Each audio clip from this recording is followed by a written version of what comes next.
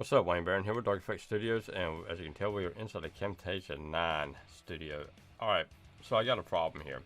Just got to finish recording.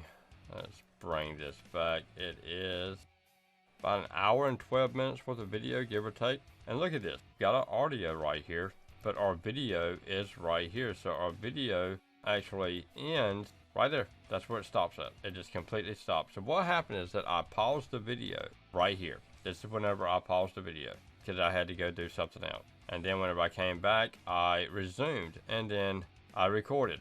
I paused several different times throughout this time frame and I recorded. And then I would pause and then I would start it back up and so forth all the way to the end. And as you can tell, nothing but audio here.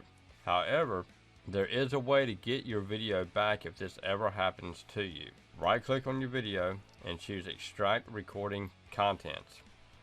Find a location to extract it to, and then select that location, choose your options. So in mine, I chose screen video and microphone audio. I did not want system audio, and then I chose OK. Inside of our folder, we come over here, and there we go. We have our video. So whenever we open up our video, now whenever we come over here, we look that our video ends at 7:41. So if we come over here to 7:41, which is right here, we can see that we can continue to go on and we have the rest of our video.